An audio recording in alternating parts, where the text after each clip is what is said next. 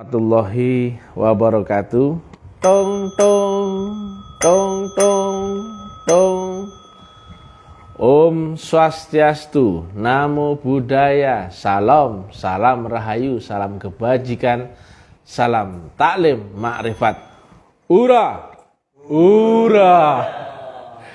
Itu support kita kepada saudara saya, Mr. Vladimir Al-Putin. Beliau berjuang secara fisik di dunianya sana. Kalau Mr. TM secara metafisik, ya, kita pukul rata seluruh metafisik yang ekstremis kiri. Kita pukul rata semua. Kali ini kami lagi ada di Blitar, Kota Bung Karno, yang suasananya sejuk, orangnya baik-baik, ya. Di sini kita angkat judulnya adalah untuk mendekati Tuhan atau Allah, jalannya adalah lewat naiknya gelombang kesadaranmu atau mi'raj. Maka yang nggak ngerti teknik mi'raj atau tidak bisa, apalagi itu jelas nggak mungkin rohnya bisa pulang ke hadirat Allah Ta'ala. Nah, asumsi orang yang beredar kita ini didogma bahwa yang bisa mi'raj itu hanya Nabi Muhammad. Sedangkan kita sendiri disuruh Allah untuk meniru Nabi Muhammad. Bagaimana kalau kita meniru Nabi Muhammad yang diklaim bahwa Nabi Muhammad itu yang mi'rajnya itu tidak bisa ditiru oleh umat? Itu kan kontradiktif. Kita disuruh meniru tapi nggak bisa ditiru. Itu kan kontradiktif, goblok. Kalau kau nggak bisa menerangkan teknik mi'raj, rukun syarat mi'raj, cukup diam dengan ketidaktahuanmu. Jangan kau tularkan kepada umat. Lihat ya, kalau mi'raj itu adalah mukjizat yang hanya diperuntukkan kepada Nabi Muhammad, tentu nggak ada kalimat Nabi, as-sholatul mi'rajul mu'minin. Guys goblok,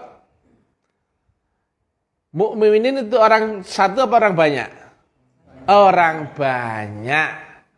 Artinya orang-orang yang beriman atau orang beriman yang banyak atau semua orang beriman dalam tanda petik ketika dia berizki ketemu teknik dan metodologinya.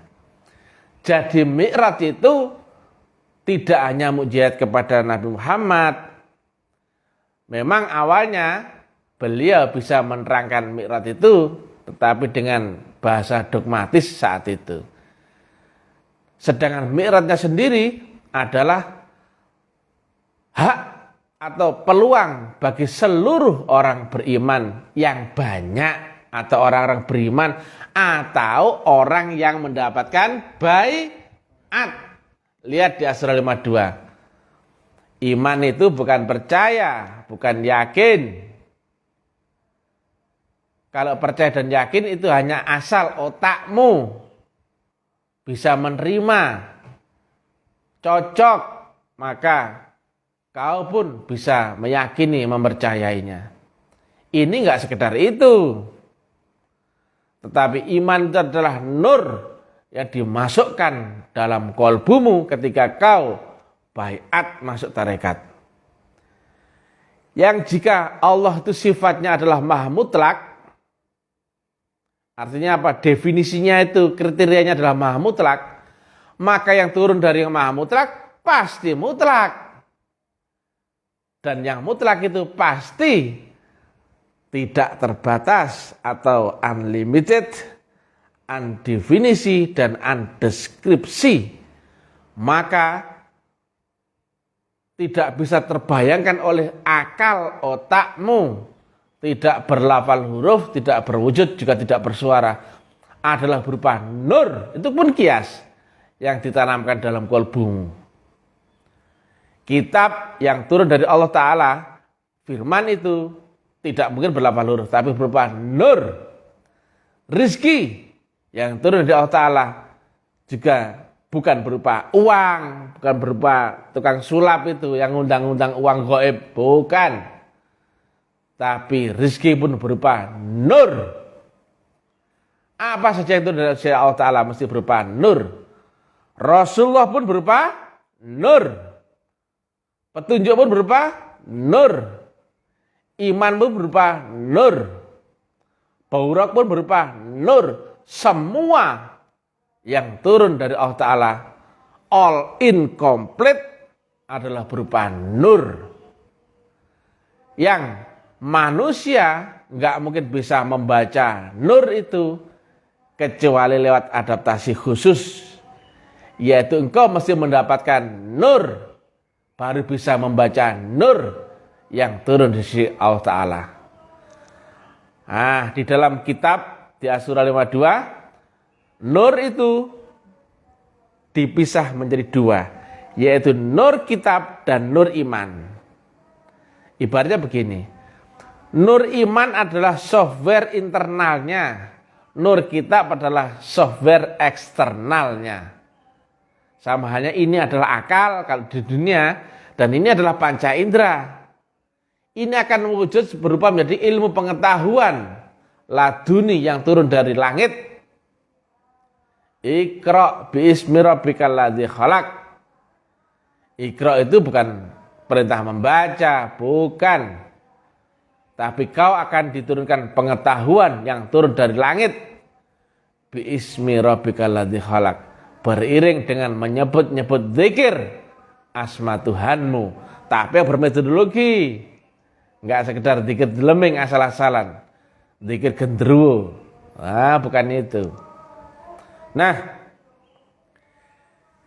jika di awal permainan di alam kandungan kita adalah bagian dari ruh Allah yang di dalam kitab disampaikan, kutipkan sebagian rohku, ini kias.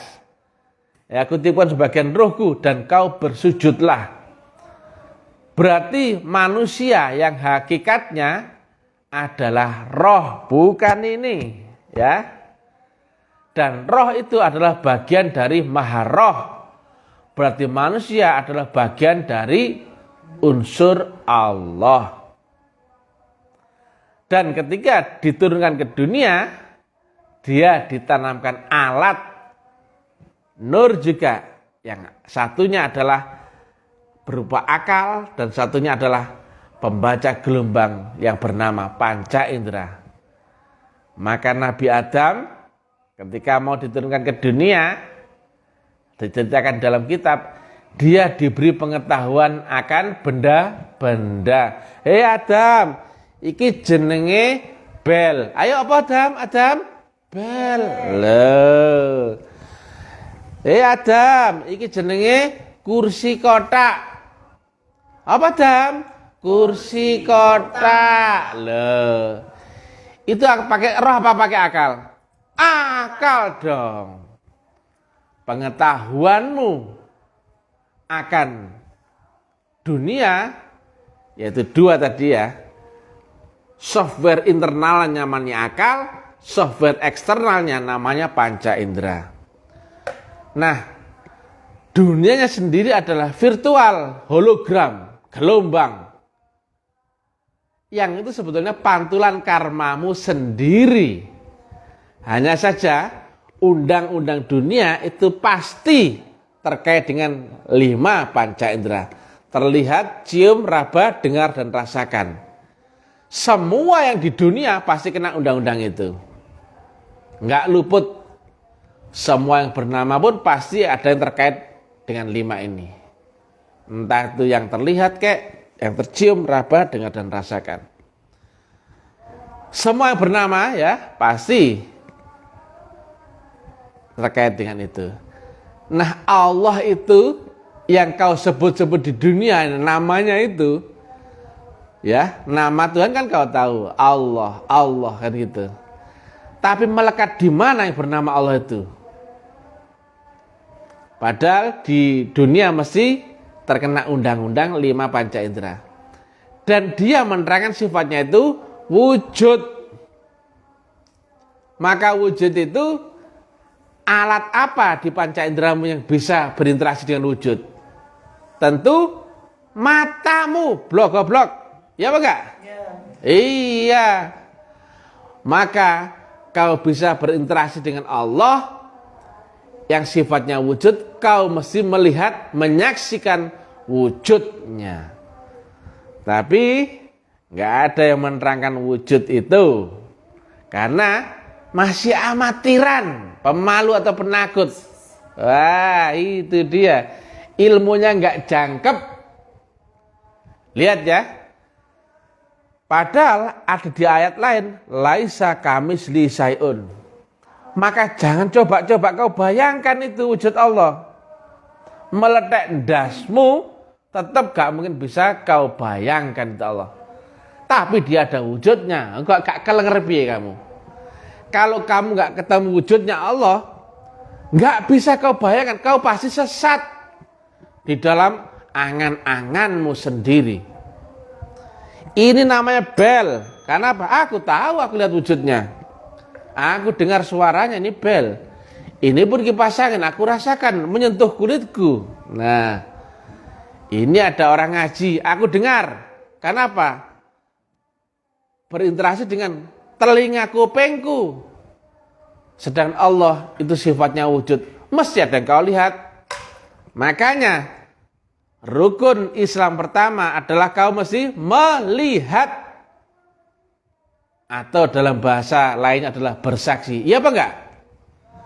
Nah, bagaimana kau yang tidak tahu wujudnya Allah mau bersaksi? Sementara dia itu wujud. Tapi kau enggak ketemu wujudnya saat bersaksi. Aku bersaksi tapi enggak ada yang aku saksikan. Itu lucu, menjijikkan. Gila nih. Gila nih Pol ya. Itu bahasa bencis ya. Benci kekinian ya. Bagaimana anak kecil aja sudah nalar bisa nerima. Hei goblok. Kalau kau nggak pernah ketemu anakku, apa bisa kau mengingat anakku? Tidak. Tidak bisa goblok. Sekarang saya tanya, jika kau nggak ketemu wujudnya Allah, bisa nggak kau ingat Allah? Tidak bisa. Apanya mau kau ingat? Sementara dia itu sifatnya wujud. Maka mestinya yang bisa kau ingat adalah wujudnya. Clear gak ini? Clear. Mengingat wujudnya, maka mesti kau ketemu dulu. Bersaksi dulu. Yaitu wujudnya Allah dan wujudnya Rasulullah. Nah, makanya baru disahadat saja. Seluruh umat blunder, melungker. Ya apa kak? Enggak ada yang menerangkan syahadat. Hanya syahadat deleming. Agama deleming. Teori gitu terus. Diskusi. Membaca. Debat, ceramah. Mana yang berwujud Tuhan itu? Berwujud Allah itu mana? Karena jika kau main-main di wujud, yang enggak ketemu wujud, kau akan sesat di laisa kamisli syai'un. Tapi kalau Mr. TM clear menerangkan, dia mendatangi alam manusia lewat cahayanya, dan cahayanya ada yang membawa. Nah, cahaya itu mewakili sifat Allahnya, atau sinar matahari mewakili sifat mataharinya. Kita nggak sampai pada matahari, kita nggak sampai pada Allah, tapi yang sampai pada kita adalah cahayanya. Dan cahaya itu mewakili sifat mataharinya. Dan cahayanya ada yang membawa. Maka wujudnya cahaya akan sama dengan wujudnya sang pembawa cahaya. Maka ada 3 gelombang utama. Ini Allah. Inilah cahayanya, Dan inilah orang yang membawa cahaya. Ya. Ini ada di Malik Yaumiddin atau langit tertinggi akhirat yang maha rahasia. Ini di akhirat. Apakah akhirat terlihat dengan mata kepalamu telanjang, dengan mata kepala jasmanimu? Tidak. Ini akhirat tertinggi ya. Apakah Tuhan terlihat dengan mata kepalamu telanjang? Tidak. Apakah akhirat terlihat juga dengan mata telanjang? Tidak. Yang terlihat adalah ini blok-blok. Ya, adalah utusan atau orang yang membawa nur. Yang terlihat untuk melihat Allah Ta'ala. Ini nggak terlihat. Ini pun nggak terlihat. Yang terlihat adalah ini.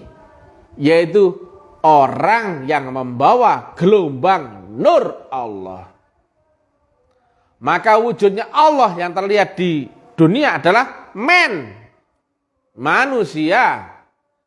Demikian juga wujudnya Rasulullah yang terlihat di alam dunia adalah manusia. Maka wujudnya Allah itu sama dengan wujudnya Rasulullah. Dua-duanya ada di balik manusia. Betul apa enggak ini? Ya. Ini nggak terlihat ya? Ya. Ini pun nggak terlihat ya? Ya. Yang terlihat adalah orang yang membawa gelombang nur Allah atau membawa sila. Ya. Maka wujudnya Allah yang terlihat di alamnya dunia adalah manusia. Tapi manusia itu bukan Allah. Blok-blok. Air yang bentuknya tidak beratur, ketika dia menempati botol, maka bentuknya menjadi apa? Serupa dengan botol. Wujudnya botol. Tapi apakah air itu sama dengan botol? Tidak. Wujudnya saja yang sama. Karena kamu nggak pernah minum botol seperti jaran kepang, betul apa enggak? Yang kau pegang botolnya, tapi tujuanmu kan kepada airnya, betul nggak? Blok-blok. Betul. Kalau kamu nggak ketemu orang yang membawa nur ini, apalagi mau ketemu ini, ya? Mau menuju Allah, kau mesti lewat temukan dulu Rasulullahnya atau nurnya. Demikian juga kalau kamu mau ketemu nurnya, carilah dulu orang yang membawa nur itu. Laqad ja'akum rasulun min anfusikum. Seorang manusia di zamanmu sendiri. Jangan main-main. Ada rasul ngaku-ngaku. Itu nanti kena gibeng Mr. TM, ya Kak? Ya kayak gitu-gitu, yang gak waris ngaku waris, ya. Itu nanti kena turbulensi kejut dari nuklir kalimatullah yang ditembakkan oleh Mr. TM yang brilian, baik hati dan tidak sombong. Itulah Mr. TM, ya. Nah, jika kau di dunia, maka kau pun kena undang-undang dunia yang panca indera tadi, ya. Kau pun kena undang-undang batas dunia. Artinya apa? Semua yang bernyawa yang ada di dunia ini pasti ujungnya adalah kematian. Blok. Lihat di gambar ini ya. Anak kecil pun pasti bisa nerima. Kecuali orang-orang yang pinter-pinter tapi sok tahu. Tapi melungker ya. Ini Allah ya, ini kias. Dia ada di Malik Yaumiddin. Aku raja di langit akhirat tertinggi. Ini akhirat, ya. Maka menuju Allah mesti lewat akhirat. Ini dunia. Batasnya dunia adalah ini, ya, ini. Enggak ada hewan, manusia, jin, enggak ada yang bisa menembus akhirat. Ya, karena semua yang bernyawa pasti akan mati dan terhenti di kematian. Padahal lihat ya, jalanmu, trekmu menuju Allah Ta'ala, jalan satu-satunya adalah lewat akhirat, karena dia di langit akhir tertinggi. Kenapa nggak pernah bertanya kepada alim ulama, para pendakwah, bagaimana aku bisa sampai ke hadirat Allah Ta'ala yang dia ada di ars, itu kias, ada di kerajaan Allah. Intinya dalam hal ini dia ada di Malik Yaumiddin atau langit akhir tertinggi, nggak ada lagi di atasnya. Dia adalah kausalitas tertinggi dari seluruh objektivitas. Maka jalanmu mestinya lewat akhirat. Akhirat pun berlapis-lapis, blok-blok. Sedangkan kemampuan manusia awal dia hanya bisa sampai pada ujung tertinggi batas dunianya saja. Tidak bisa dia melompat di atasnya dunia. Atau manusia manapun tidak akan bisa menembus akhirat hanya mengandalkan kemampuan dasarnya sendiri. Orang keramat berujung apa? Mati. Betul apa enggak?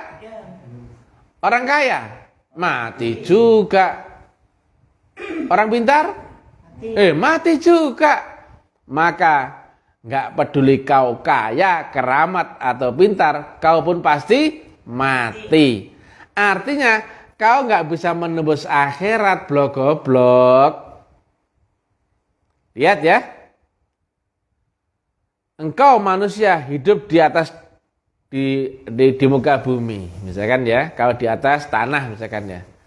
Kira-kira ketika kamu dicemplungkan ke laut, masuk laut, dipindah alammu masuk ke dalam air, kira-kira bagaimana? Mati nggak dia? Mati. Atau kau dipaksa masuk ke alam luar angkasa, mati nggak dia? Mati juga. Kecuali dia terkapsul. Betul apa enggak? Masuk air mesti ada alatnya, terkapsul, alat untuk bisa masuk ke dalam air. Masuk luar angkasa atau zona di atas atmosfer, maka orang itu pun mesti pakai alat juga, yaitu kapsul. Betul nggak? Ya. Baru dia bisa menembusnya. Blok-blok manusia, kau alammu di sini. Saya tanya, manusia dengan kemampuan dasarnya bisa nggak masuk ke sini, ke akhirat? Tidak. Apalagi sampai Tuhan, nggak bisa. Maka manusia itu juga mesti dikapsul. Betul apa enggak? Ya. Ini tentang beda dimensi, blok-blok. Anak kecil pun paham. Nah, batas tertinggi dunia adalah akalmu sendiri. Begitu kau hilang akal sadarmu, dunia ini lenyap. Anak istrimu enggak ada, pekerjaanmu enggak ada, rumah mobilmu enggak ada. Muka-muka buruk-buruk, busuk-busuk itu enggak ada itu. Ya toh? Semuanya goblok. Yang pintar Mister TM. Yang brilian, baik hati dan tidak sombong. Kembali lagi. Artinya kau manusia goblok di sini untuk sampai ke hadirat Allah Ta'ala, kau mesti naik gelombang. Atau istilah kuno ya, disebut mi'raj. Itu istilah kuno. Kalau istilah Mr. TM, kuantum. Nah, resultante. Gitu. Kau melewati lapis demi lapis langit dimensional, itu namanya kuantum. Itu ada rumusnya. Ketemunya dua gaya akan membentuk gaya baru atau resultante. Itu. Nah, kita urai ya. Limit akalmu nggak bisa masuk sini, ya. Yang bisa masuk sini adalah unsur dalam dirimu yang lain. Saya tanya, akhirat itu kekal apa baru? Kekal, ya, betul ya? Maka unsur dalam dirimu yang kekal itu yang mana? Akal apa roh? Roh. Karena roh ada dari Allah sendiri, dia pun mempunyai sifat qadim. Enggak berjenis kelamin, enggak berwujud ini itu, juga enggak pingsan, tidur atau mati. Dia juga tidak terikat ruang dan waktu. Ya, gak lanang, gak wedok, blok-blok roh itu. Cuman karena kau masuk ke dunia, kamu kena undang-undang dunia, mesti ada 5 ini tadi, ya. Dan juga kau terbungkus dengan alat pembaca gelombang kesadaran namanya akal. Nah, batasnya dunia adalah sebatas akalmu sendiri. Hilang akal sadarmu, hilang semua duniamu. Maka akal hanya bisa dipakai mentok sampai hitam yang tertinggi ini loh. Tok, sudah mati dia. Sini, sudah bukan pakai akal lagi, tapi pakai roh. Atau unsur di dalam diri manusia yang membawa sifat qadim. Yang roh itu adalah bagian dari unsur Allah sendiri. Yang dalam hal ini Allah adalah Maha Roh. Maka manusia yang dari alam dunia untuk masuk ke alam di atasnya dunia atau masuk ke alam akhirat mesti lewat baiat. Kau mesti dikapsul, kau mesti diaktifasi gelombang rohmu. Tadi kan jelas kita kunci. Masuk ke sini bukan akalmu lagi, tapi roh. Karena apa? Ini alamnya adalah alam qadim, alam kekal, alam abadi. Sedangkan akalmu baru ngantuk saja sudah hilang. Betul apa enggak? Gitu mau kok pakai sampai kehadat Allah Ta'ala. Sampai di mananya. Gitu kau mau membayangkan Allah yang jelimet. Laisa kamisli syai'un. Kau harus ketemu mutlak wujudnya. Kalau enggak ketemu wujudnya Allah, syahadatmu enggak payu, blok-blok. Apa yang kau saksikan? Pengadilan dunia saja, saksi palsu, pidana enggak itu? Pidana, blok-blok. Hei, Pak Fulan. Betul, Pak Fulan ini dihadirkan sebagai saksi. Oh iya Pak, saya saksinya di kasus pidananya Pak Santoso. Oh begitu ya.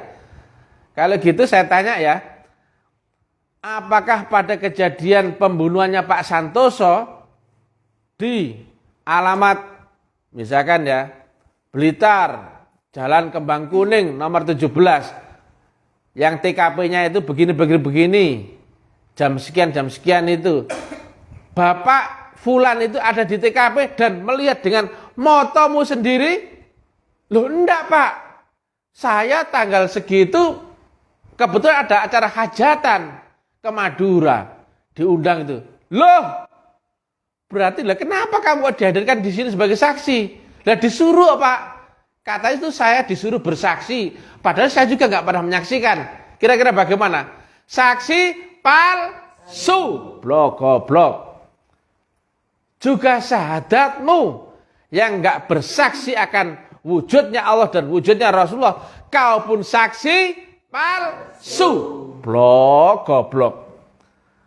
Hei, orang yang rodono pikirane, apakah kamu nggak pernah berpikir syahadatmu lo bunyinya apa? Aku bersaksi loh. Saksi itu nyekseni dengan apa? Motomu, bukan moto picekmu itu loh, ya. Itu logis, anak kecil pun tahu. Bagaimana kau bersaksi tapi nggak ada kau saksikan? Pret. Itu baru kualitas syahadatmu. Kalau syahadatmu nggak sah, kira-kira bagaimana nasib sholatmu? Sah nggak? Saya tanya.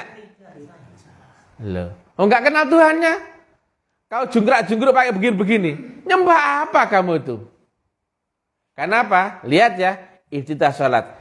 Inni wajjahtu wajhiyah. Kuhadapkan wajahku kepada wajah Allah atau wajah yang menciptakan langit dan bumi. Lah kowe gak ngerti wujude iki. Apa yang mau kau hadap itu, Makanya Tuhan gak goblok. Didunungno dhisik di rukun Islam pertama, kau mesti ketemu wujudnya Allah di zamanmu sendiri. Bukan zamannya orang lalu. Min anfusikum azizun alaihi ma'anitum haris. Kalau nggak percaya, lihat di At-Taubah 128. Utusan itu seorang manusia. Laqad ja'akum rasulum. Maka wujudnya Allah adalah utusan itu. Karena dia maha metafisika. Ini metafisika ultra yang gak terbaca dengan alam fisikamu. Sedang kau di alam fisika, wes gak nyambung. Tapi dia mewujud menjadi seorang manusia. Mewujud lah ya. Maka kiblatmu kepada manusia itu. Menghadapmu kepada manusia itu. Blok. Biar enggak keplecok kamu salah paham. Menghadap itu beda enggak dengan menyembah? Beda. Berkiblat sama enggak dengan menyembah? Beda. Bahkan syariatnya pun kau diperintah berkiblat ke arah Ka'bah. Apakah kau diajari kau menyembah Ka'bah? Tidak, betul enggak? Loh gitu aja kok bingung. Maka praktek sholat rohanimu, kau adalah menghadap guru rohanimu. Clear? Clear. Ini apa? Wajah itu wajah. Jadi kuadakan wajahku pada wajah yang menciptakan langit dan bumi. Wajah Allah terwakili dengan wajah Rasulullah. Wajah Rasulullah terwakili dengan wajah orang yang membawa estafet warisnya Nur Mursyid yang ada di zaman ini. Maka wujudnya Allah sama dengan wujudnya mursyid zaman ini. Tapi yang mursyid yang waris. Bukan mursyid-mursyid KW. Yang kelas KW 1, KW 2, KW 17. Kalau KW tetap KW. Betul gak? Betul. Kalau kamu sudah tahu yang asli, maka seluruh yang lain adalah KW. Meskipun kualitas top, tapi tetap palsu. Ini logika, betul gak? Ini nalar, mudah dimengerti. Nah, laqad ja'akum rasulun itu adalah orang yang mewarisi estafet yang turun dari Rasulullah Muhammad. Yang itu sanadnya mesti jelas. Ya, dan daripadanya turun yang dikasihnya. Demikian berlanjut sampai ada di zamanmu masing-masing. Itu seorang manusia Wujudnya Allah adalah manusia yang membawa gelombang nur. Tapi manusia itu bukan Allah. Betul apa enggak? Kamu kan ketika merokok, kan beli sama bungkusnya. Yang kau tuju adalah rokoknya, betul enggak? Nah, bungkus itu hanya sebagai carrier atau pembawanya saja. Atau packaging kemasan saja. Kamu beli air minum kemasan botol. Yang kamu minum botolnya apa airnya? Airnya. Nah, botol itu hanya packaging saja. Pengantar menuju bisa kau sentuh, kau pegang. Agar bisa memudahkanmu berhubungan dengan air itu. Betul gak? Ya. Maka manusia yang utusan itu adalah orang yang mendapatkan amanah di zaman masing-masing. Yaitu orang itu membawa gelombang nur Allah, nur malaikat Jibril, nur Muhammad yang ada di zamanmu sendiri. Maka wujudnya Allah adalah sama dengan wujudnya manusia itu. Enggak percaya? Lihat di surat An-Nas. Qul a'udzu birabbin nas, Tuhannya manusia, malikin nas, rajanya manusia. Raja manusia rupa apa? Manusia. Ilahin nas, sesembahan manusia. Wujudnya apa? Manusia, wujudnya. Wujudnya saja. Kalau air dalam botol, wujudnya apa? Botol, iya enggak? Kalau air dalam kendi, wujudnya kendi. Tapi itu cuma wujudnya saja. Airnya tetap air di balik kendi itu, di balik botol itu. Betul enggak? Ya. Kita enggak minum botolnya, kita enggak minum kendinya. Yang kita minum tetap airnya. Ngapain pusing? Nah, maka tetap berlaku ya, walaupun dia ada wujudnya, tapi wujud itu bukan Allah. Tetap berlaku laisa kamisli syai'un. Nah, kembali lagi. Kau yang di dunia ini untuk masuk ke alam, anggap aja luar angkasa ini ya, luar angkasa. Kau mesti pakai kapsul. Dan juga lihat ya, air ketika ada di suhu kamar, dia kan berupa cairan, betul nggak? Kalau di temperatur yang lebih dingin, air itu membeku berubah menjadi es, betul apa enggak? Saya tanya, di suhu kamar air atau di suhu lebih dingin daripada suhu kamar atau berupa es batu, air itu bisa terbang ke atas enggak? Tidak bisa, ya. Air itu akan terbang ke atas ketika dia mendapatkan energi panas, betul apa enggak? Maka air itu berubah menjadi uap air, betul? Maka selama kau ada di dimensi air wujudmu atau es batu, kau nggak akan bisa naik ke atas goblok, ya enggak? Selama kau ada di dimensi akalmu dengan batang bosokmu itu, jasmani busuk-busuk kayak zombie itu, bisa nggak kau naik ke atas itu? Bisakah nggak kau mi'raj itu dengan badan kasarmu? Tidak bisa, goblok. Kecuali kau mendapatkan perlakuan khusus sehingga air itu atau es batu itu menguap, yaitu kau mesti mendapatkan panas tinggi, barulah kau akan berubah, terproses menjadi uap air. Atau dari dimensi akalmu kau terproses, nah, mesti ada baiat sehingga kau masuk ke dimensi alam di atas akalmu. Alamnya itu namanya akhirat, alatnya itu namanya roh. Betul ya? Jadi itu nanti berhubungan bukan dengan badan kasarmu lagi, tapi badan halusmu. Maka badan kasarmu akan diurai menjadi badan halus. Barulah kau bisa masuk ke sini, ke dimensi akhirat atau dengan rohmu. Demikian juga rohmu berlapis-lapis, akhirat pun berlapis. Dan dia makanya ada di Malik Yaumiddin. Itu bukti bahwa akhirat pun berlapis.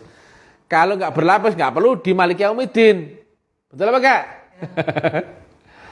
Yang kata Nabi juga sampaikan, ada 7 lapis langit di atas alam duniamu. Bagaimana kamu sampai kepada Allah yang di atas langit tertinggi, sementara kau nggak punya kemampuan untuk masuk ke alam akhirat? Goblok. Sampai jengking pun, deleming pun, jungkir balik pun kamu nggak bisa tembus. Kamu nggak bisa mi'raj. Lihat kalimat Nabi, as-sholatul mi'rajul mu'minin. Siapa orang beriman? Lihat di As-Sholatul 52, adalah orang mendapatkan nur. Siapa orang mendapatkan nur? Adalah orang yang dibaiat. Maka orang yang dibaiat itu sebenarnya orang yang di-upgrade di gelombang tinggi dalam dirinya sendiri. Atau dia di-upgrade ke alam di atas kematiannya. Karena batasnya roh dan akal adalah kematian.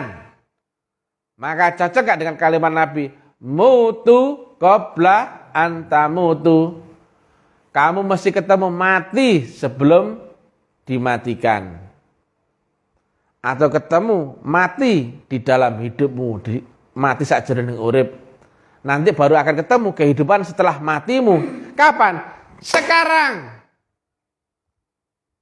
Yang teorinya akhir adalah alam setelah mati, betul nggak? Lah kalau kamu bisa menembus batas ini sekarang, apakah nunggu matimu nanti? Tidak dong, blok. Asal kau bisa menembus batas portal dunia yang tertinggi atau akal tertinggi, asal bisa lompat ke sini, kau bisa ketemu akhirat. Kapan itu? Sekarang.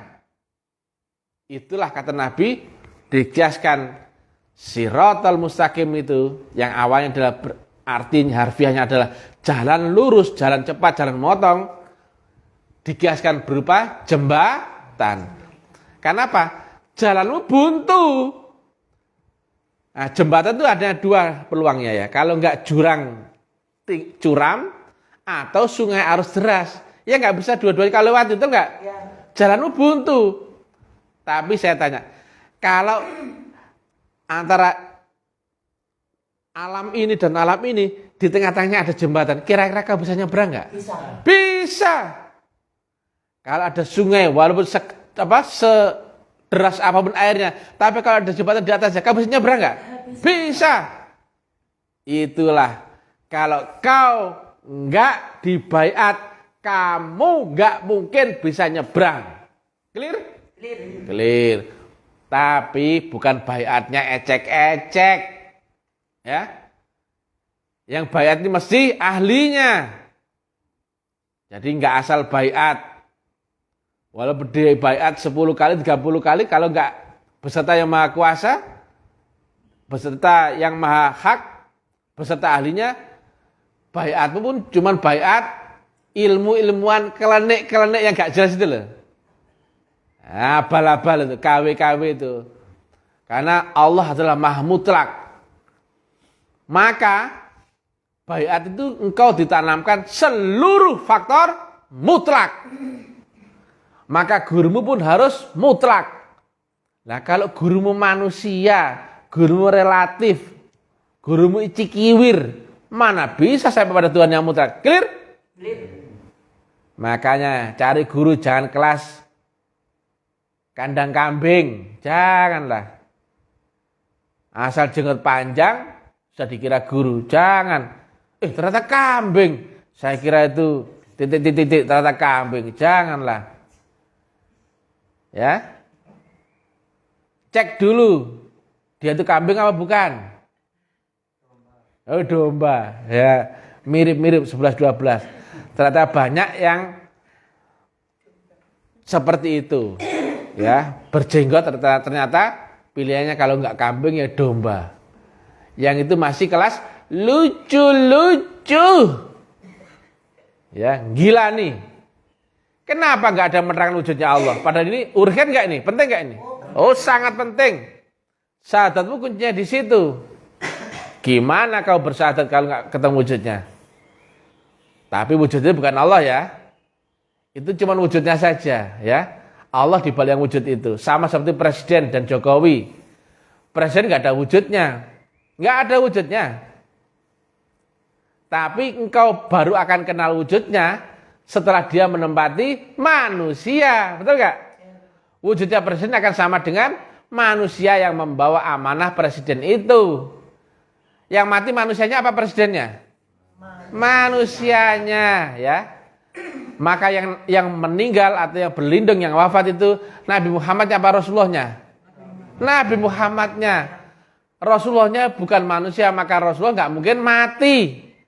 Maka Rasulullah itu waris kepada al-ulama, waris. Clear tuh kata Nabi. Diwariskan kepada estafet yang sambung menyambung yang ada di setiap zaman. Laqad ja'akum rasulun. Clear. Maka mencari Rasulullah itu gampang sebetulnya. Carilah sanad guru yang nyambung dengan Rasulullah. Tapi, yang dari Itali, tapi jangan guru yang asal-asalan ngaku loh ya. Jangan asal-asalan ngaku, anak ayam pun bisa berkokok, berkotek, ya enggak? Asal-asalan gampang saja. Tapi, seleksi alam nanti ya. Karena Mr. TM sudah hadir di sini. Maka seluruh yang KW-KW akan kena sikat habis itu sama Mr. TM. Dakwahnya Mr. TM adalah kebangkitan tasawuf ilmiah yang tidak bisa kau main-mainkan dengan politisasi kepentinganmu, akun-akunmu. Maka kau akan kena imbasnya itu, tanggung jawabmu itu. Kalau kamu nggak waris, jangan ngaku waris. Beda ya antara waris dan amanah. Amanah banyak. Amanah itu bukan waris. Lihat ya. Misalkan aku seorang guru, aku punya anak, anakku, nanti kalau bapak selesai jadi orang, kau teruskan ya, apa yang dikerjakan oleh ayahmu ini, bisa jadi gak? Bisa jadi.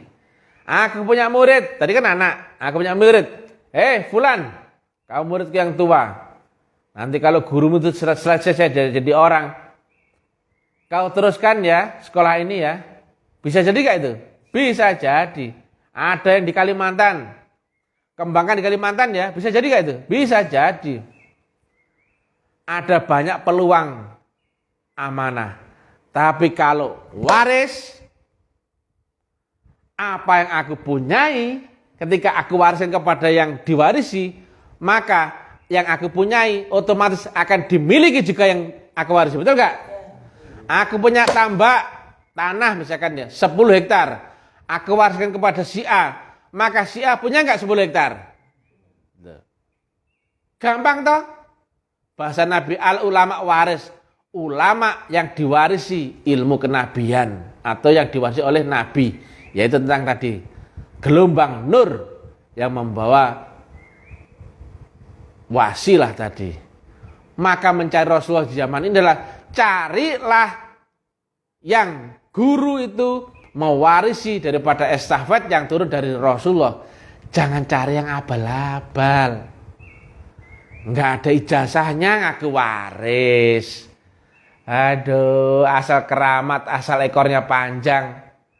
Aduh, kayak burung merak bersolek aja hari demi hari.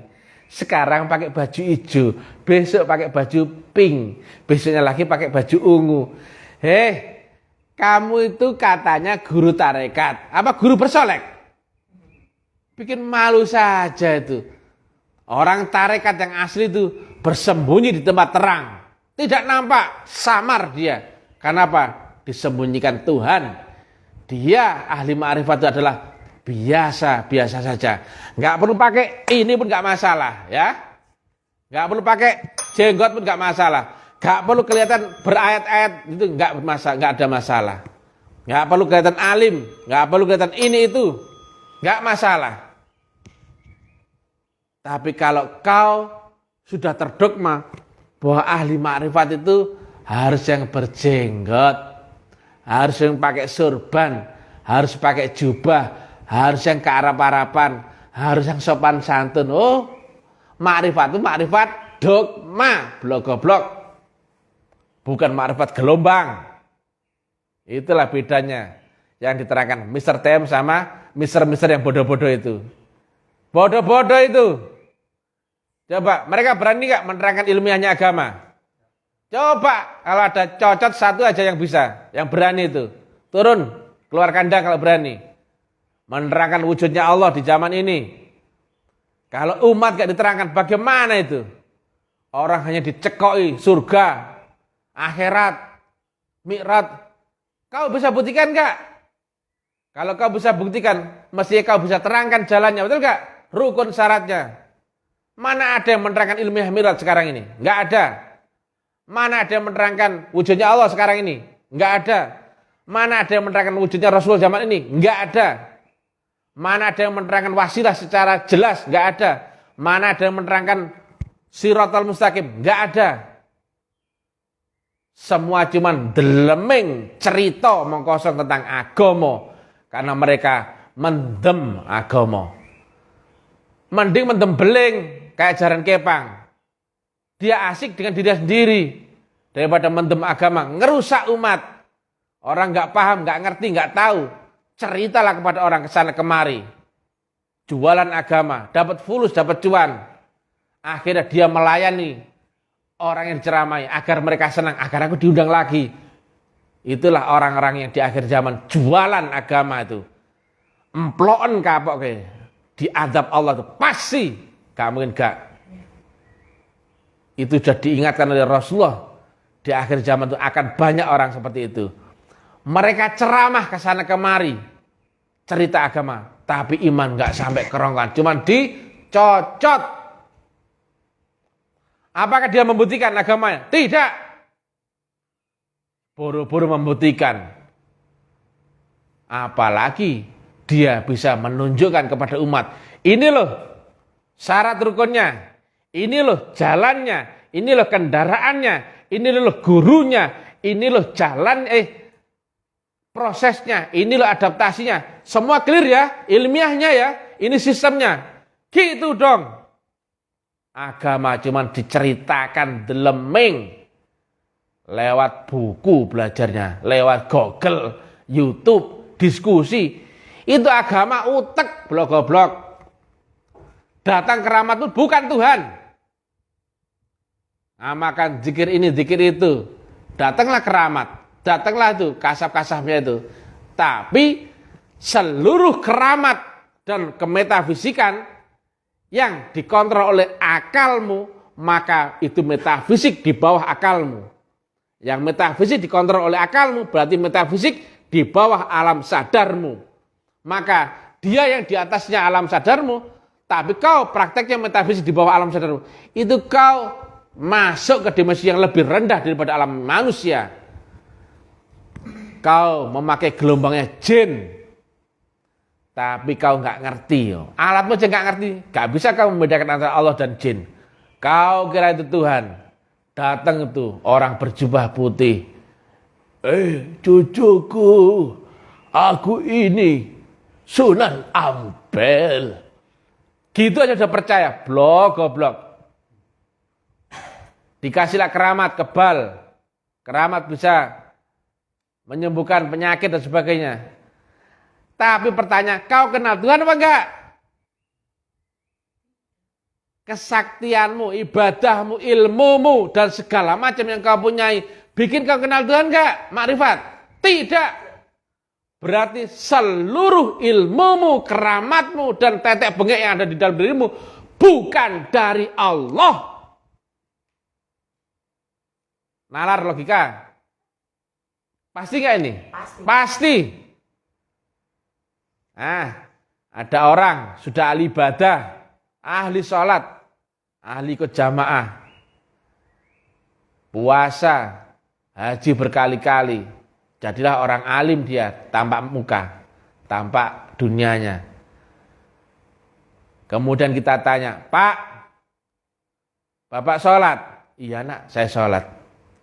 Nyembah siapa Pak? Allah. Oh gitu. Kalau syarat sholat, mendirikan sholat adalah aqimis sholat lidzikri, yaitu dengan zikir. Bapak tahu zikir itu artinya apa? Ada orang bilang menyebut, ada orang bilang mengingat. Kira-kira kalau hanya menyebut tapi enggak beserta dengan gelombangnya, ada efeknya enggak? Ada. Ketika kau menyebut tapi kalau yang datang itu gelombang yang selain Allah, kau makin terperosok ke alam genderuwo. Atau mengingat, apa yang kau ingat Pak dalam sholatmu? Allah. Allah yang mana Pak? Apakah kau pernah ketemu itu wujudnya Allah? Karena dia menerangkan sifatnya wujud, maka wujud itu bisa disaksikan. Mestinya kau bersaksi dulu akan wujudnya Allah, baru bisa ingat. Betul gak? Ya, betul. Kau ketemu anakku dulu, baru bisa kau ingat anakku. Betul gak? Bagaimana kau tak suruh mengingat anakku yang kau nggak pernah ketemu? Bullshit. Maka yang tadi ya, jika kau nggak pernah ketemu anakku, tak suruh ingat anakku, maka apa yang kau ingat itu pasti bukan anakku. Betul nggak? Juga demikian, jika kau sholat yang lazimnya adalah mestinya mengingat Allah, tapi kalau kau belum pernah ketemu wujudnya Allah, maka yang kau ingat adalah pasti selain Allah. Betul enggak? Ya. Ketemu aja enggak kok. Goblok kamu itu. Sudah tua, belajar ke sana kemari, logikamu enggak dipakai. Kamu sudah dipandang orang jadi orang alim, ahli sholat. Allah yang mana? Enggak ngerti. Bagaimana itu? Itu baru sekedar wujud.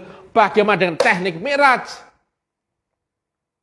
Naiknya gelombang ini, wah, tambah lebih parah lagi. Nah, ini Mr. TM terang-terangan dakwah ya. Belajarnya di sini, lain tempat nggak tahu saya. Karena gurunya Mr. TM itu pewaris mutlak. Kalau nggak mutlak, nggak mungkin bisa menerangkan mutlak secara ilmiah. Ya. Hanya yang sampai mutlak yang baru bisa menerangkan mutlak. Kalau kau nggak saya pada mutlak, cocotmu melungker. Ya apa enggak? Saya tanya, ada nggak yang menerangkan mutlak ini? Seumur hidup, Pak yang baru bayat, ada nggak menerangkan mutlak kayak gini? Nggak ada. paling diajari tentang teori, ya Kak? Nanti di akhirat begini-begini, surga itu begini-begini. Alah. Dari mana kau dapat, Pak? Ya dari buku. Katanya. Pak, ilmu mocomu itu, ilmu katanyamu, ketika akalmu hilang, ilmumu hilang nggak? Hilang. Lo kayak gitu kok mau mengenal Allah. Baru di sini saja lo hilang lenyap, gak bisa melewati tidurmu saja sudah gak bisa. Apalagi pingsan, apalagi mati. Pengetahuanmu lenyap hanya sebatas akal sadarmu. Hilang akal sadarmu, hilang ilmumu. Agamamu juga hilang gak? Hilang. Karena agamamu agama akal. Agama teori yang menjijikkan. Gila nih. Cocot murahan itu, jualan agama itu, kurang ajar itu. Biarpun kau keramat, kau pinter, tapi kau sesat di hadapan Allah Ta'ala. Apa? Kalau kau dengan keramatmu, dengan ibadahmu, bisa sampai kepada Allah Ta'ala, mestinya paling minimal kau kenal wujudnya, kau kenal metodologinya, kau kenal zatnya. Loh. Clear?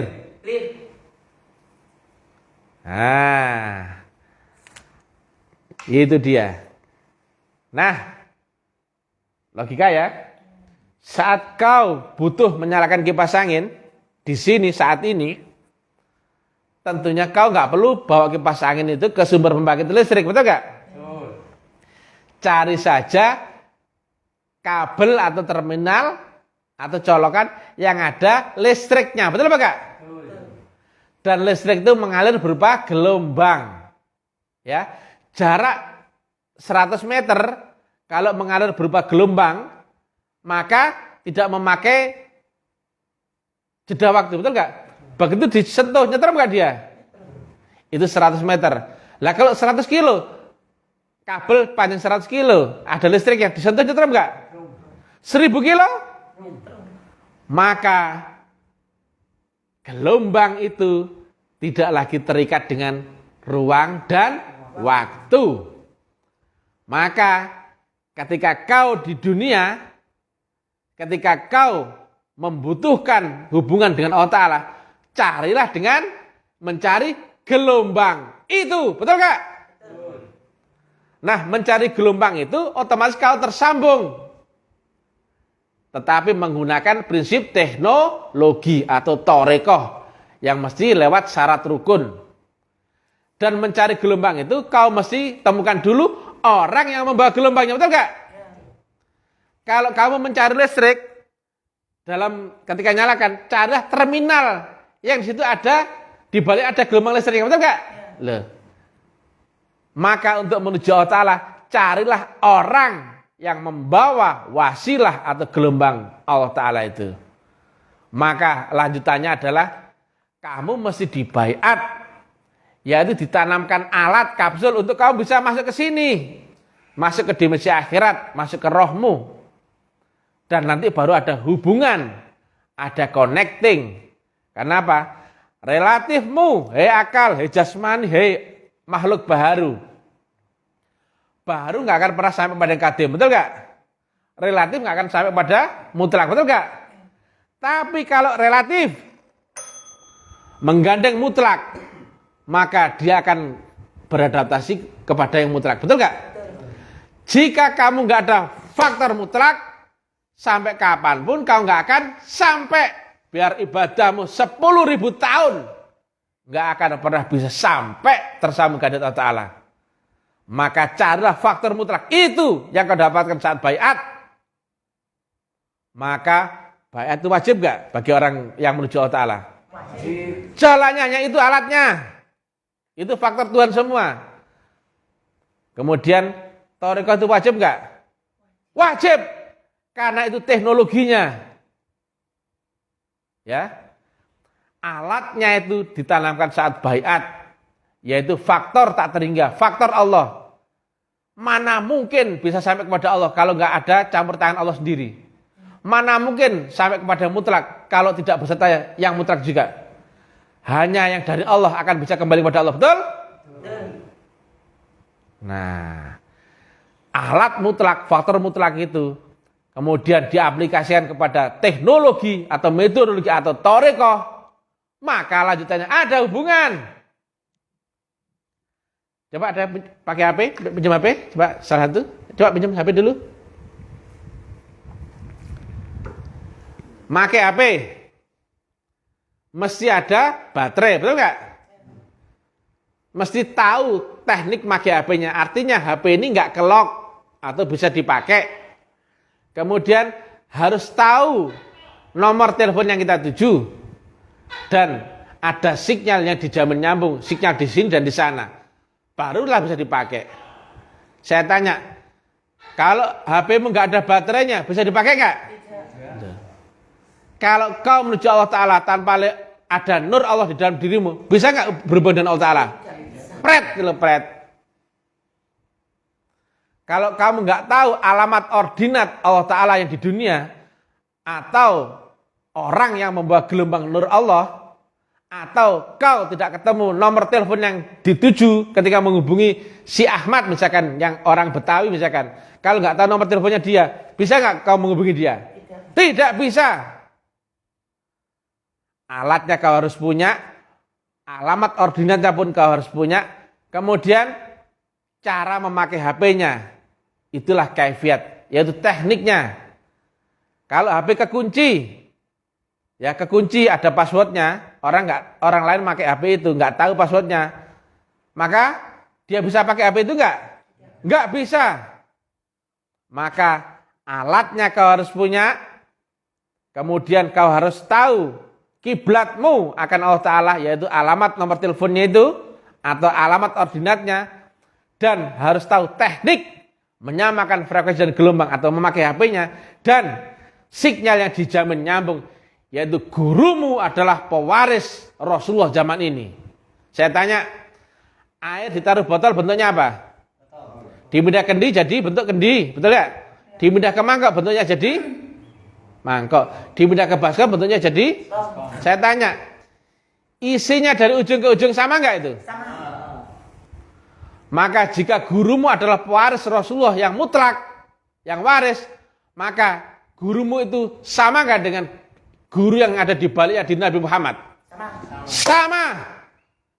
Maka kau menghubungi gurumu sama dengan berhubungan dengan Rasulullah. Dan kau menghubungi Rasulullah yang bermetodologi, maka kau akan ketemu dengan ujungnya Rasulullah, yaitu Allah Ta'ala sendiri. Karena Allah dan Rasulullah itu adalah satu kesatuan. Yang Rasulullah itu ujungnya adalah terbit dari sisi Allah Ta'ala sendiri. Nur itu, cahaya itu adalah mewakili sifat daripada mataharinya. Rasulullah itu adalah nur yang terbit dari Allahnya sendiri. Maka menuju Allah kau mesti lewat nurnya. Maka sekarang paham ya, Pak, yang baru dibaiat? Oh ada, 15 orang ini, alhamdulillah. Dari mana saja nih? Oh Medion, dari Batu, dari Nganjuk, oh itu Blitar, dari Lamongan, alhamdulillah. Oh banyak yang berrezeki baiat di kampus elit.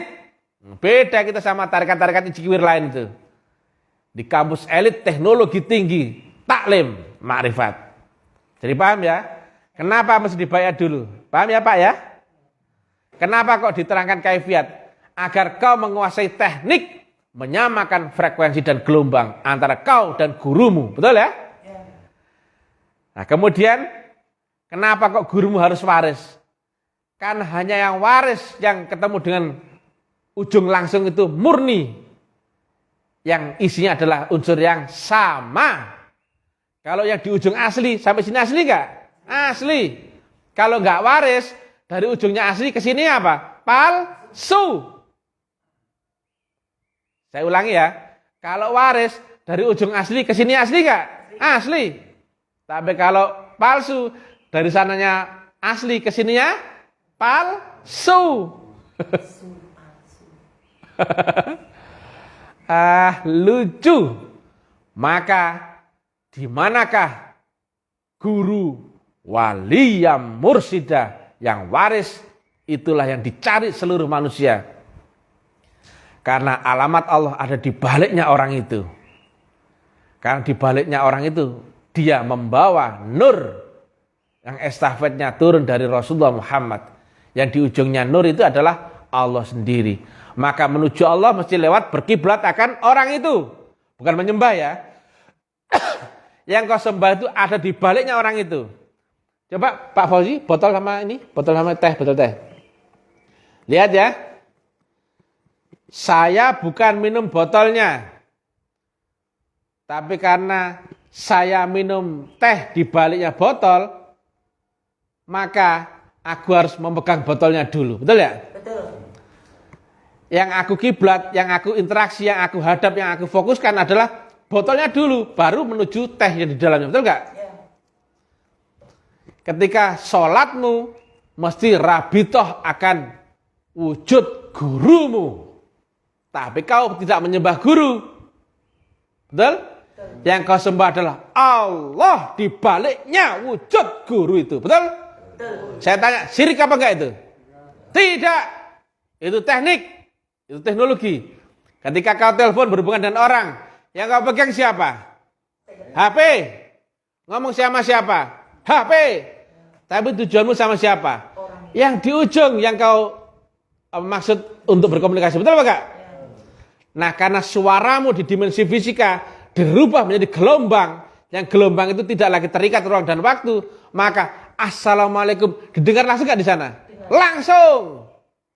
Maka hubunganmu dengan orang yang jarak 100 kilo mungkin nggak kalau tanpa lewat teknologi? Tidak mungkin.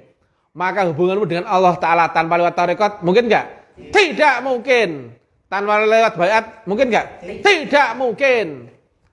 Tanpa lewat guru yang waris, tidak mungkin, ya. Nah, itu ya, penting ya. Jadi sekarang paham ya? Paham nggak sekarang? Nah, tetapi hubunganmu dengan Allah, dia di dalam kandungan menyebut ya, kutipan sebagian ruhku, berarti ruh kita adalah bagian dari Allah, betul nggak? Betul. Yang bisa berhubungan dengan maharuh adalah rohmu, bukan jasmani, betul nggak? Ya, betul. Maka prakteknya ilmu ini ada dikerjakan di atas kematian seluruh akal dan panca inderamu. Betul? Betul. Karena roh itu di atasnya akal dan duniamu panca indera. Betul gak? Maka matamu gak dipakai. Betul gak? Telingamu, hidungmu, panca inderamu semua gak dipakai. Akalmu pun dilumpuhkan, dilenyapkan. Masuk ke titik fokus. Mana itu? Oh, rahasia. Ya. Kemudian begini-begini. Bagaimana itu? Oh, rahasia. Ya. Mr. TM walaupun katanya orang itu belak-belakan membuka metodologi tasawuf, tapi yang rahasia tetap dirahasiakan, ya. Nah, karena itu hanya bagi orang-orang khusus.